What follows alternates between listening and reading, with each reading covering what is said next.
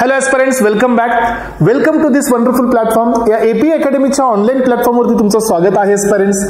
आजच्या लेक्चरमध्ये आपण पाहत आहोत glucose conversion from Fischer projection into the Haworth projection. So आपल्याकडे डी ग्लुकोज तुम्ही ऐकलाय, एल ग्लुकोज हा तुम्हाला माहिती आहे. आता बीटा डी हा काय असतो, सो अल्फा डी हा काय असतो आणि हा कसा कन्वर्ट होतो हे आजच्या लेक्चरमध्ये आपण पाहणार आहोत एस्पिरंट्स. जे आतापर्यंत आपण स्ट्रक्चर काढत गेलो, जे ओपन चेन स्ट्रक्चर होते ग्लुकोजचे, CHO, C, देन कार्बन, हा एक कार्बन, हा एक कार्बन आणि last carbon, CH2OH, OH, OH, H and OH. So H, OH, H and H. तर एस्पिरंट हे प्रोजेक्शन आहे, हे स्ट्रक्चर आहे डी ग्लुकोजचं आणि हे रिप्रेझेंटेशन आहे फिशर रिप्रेझेंटेशन आहे किंवा प्रोजेक्शन आहे. मग आता आपल्याला इथं डी ग्लुकोज म्हणता येऊ शकतं आणि एल ग्लुकोज म्हणता येऊ शकतो, पण आपल्याला या ठिकाणी फिशर प्रोजेक्शन मध्ये alpha D and beta D हे प्रोजेक्शन किंवा हे कॉन्फिगरेशन आपल्याला देता येत नाही. यासाठी तुम्हाला काय करावं लागेल की जो फिशर प्रोजेक्शन आहे याला तुम्हाला हावर्थ प्रोजेक्शन मध्ये कन्वर्ट करावं लागेल. आणि हे कन्वर्जन करण्यासाठी एक छोटासा रूल आहे जो तुम्हाला इथं समजून घ्यायचा आहे. मग तुम्ही हे कन्वर्जन कराल, मग तुम्हाला समजेल की अल्फा डी ग्लुकोज हा काय असतो, बीटा डी ग्लुकोज हा काय असतो.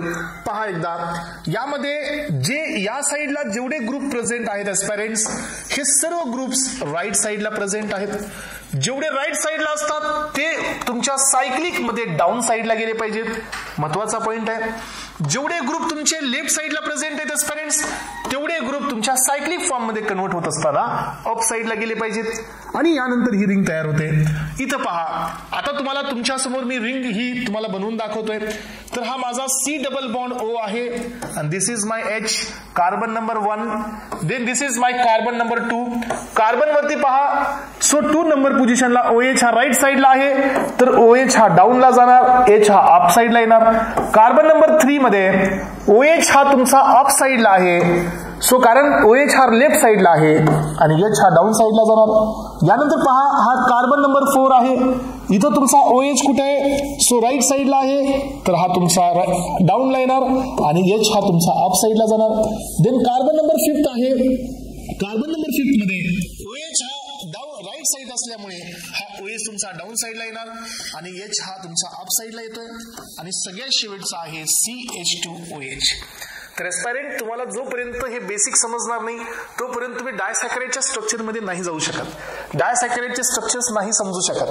त्यामुळे conversion of Fischer projection into the Haworth projection हे खूप इम्पॉर्टंट असतं वाईल अंडरस्टँडिंग द डायसॅकराइड्स. कारण तुम्हाला लिंकेज द्यायचे असतील तर तुम्हाला सायक्लिक फॉर्म जे असतात हे स्टडी करावे लागतात आणि आपण हेच करतो aspirant. Carbon number 1, carbon number 2, 3, 4, 5 आणि 6 हे 6 कार्बनची तुमच्याकडे ग्लुकोजचं सध्या आपल्याकडे फिशर प्रोजेक्शन आहे. हा तुमचा स्ट्रेट स्ट्रेन असतो, सायक्लिक फॉर्म नाही आहे. पण काय होतं पहा, यामध्ये हा जो तुमचा OH आहे हा डिप्रोटोनेटेड होतो आणि इथं OH मायनस आणि this is our H plus इथून डिसोसिएट होतो आणि याचा अटॅक होतो ह्या कार्बोनिल कार्बनवरती. सो कार्बोनिल कार्बनवरती जो अटॅक होतो याचा लक्षात घ्या, हा अटॅक एकदम बॉटमचा अटॅक असतो. हा अटॅक खालून होतो, तर हा इलेक्ट्रॉन इथं जातो, तर हा मायनस मध्ये येतो.